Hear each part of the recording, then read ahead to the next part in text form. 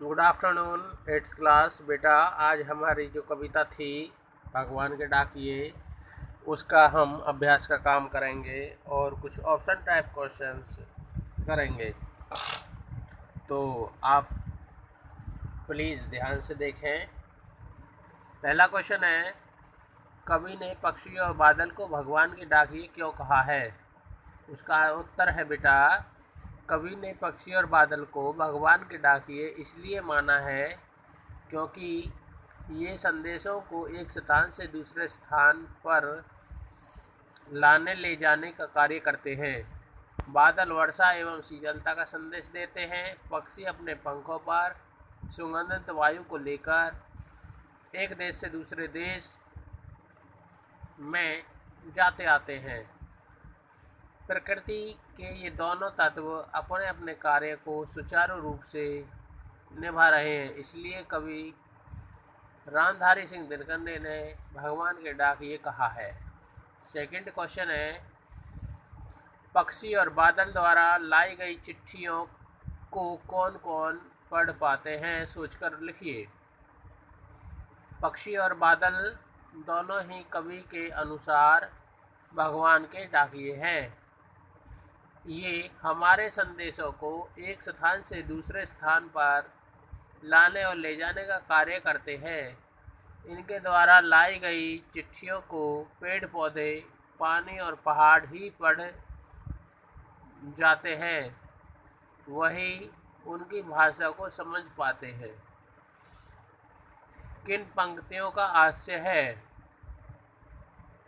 तीसरा क्वेश्चन है, पक्षी और बादल प्रेम, सद्भाव और एकता का संदेश एक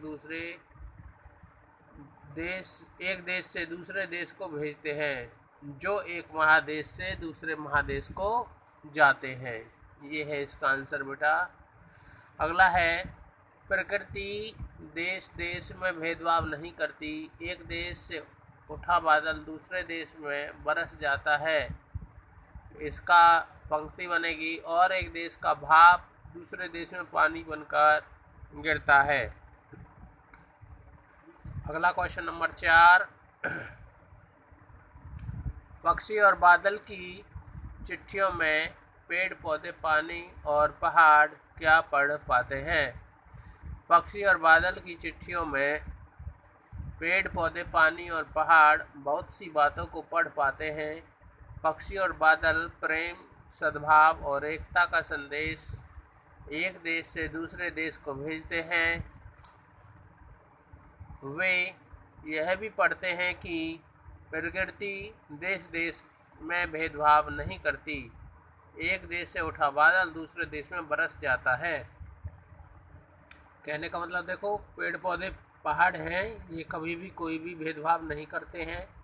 पक्षी बादल हमेशा सद्भावना, एकता का प्रतीक है, क्योंकि बादल जो है एक देश में उठा दूसरे देश में पानी बरस जाता है। वह यह नहीं सोचता कि मैं इस देश में उठाऊं तो इसी में बरसूं, कहीं और बारिश ना करूं, तो ऐसा कुछ भी नहीं है। अगला क्वेश्चन देखिए, एक देश की धरती दूसरे देश को सुगंध भेजती है। कथन का भाव स्पष्ट कीजिए। कवि दिनकर ने एक देश की धरती दूसरे देश को सुगंध भेजती है पंक्ति के माध्यम से कहा कि एक धरती दूसरी धरती को प्यार और सौहार्द भेजती है। सुगंध यहाँ प्रेम और भाईचारे का प्रतीक है। यह गंध एक देश की धरती दूसरे देश को भेजती है। गंध यानी प्यार का अन्य रूप बनकर एक देश से दूसरे देश में जाकर प्यार और उत्साह का वातावरण बनाते हैं।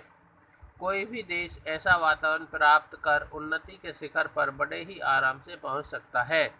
अगला क्वेश्चन देखते हैं। परीक्षा पर क्वेश्चनों में से पहला करना है बेटा, भगवान के डाकिए कविता का उद्देश्य स्पष्ट कीजिए। भगवान के डाकिए कविता का मूल उद्देश्य विश्व में भाईचारे और बंधुत्व की भावना का विकास करना है। कवि संसार से भेदभाव को पूर्णतः समाप्त कर देना चाहता है। वह प्रेम, सद्भाव और एकता के सूत्र में सभी को बांधना चाहता है। इसलिए कवि ने पक्षी और बादल को साधन बनाकर अपनी बातों को बड़ी सरलता के साथ प्रकट किया है। कवि प्रत्येक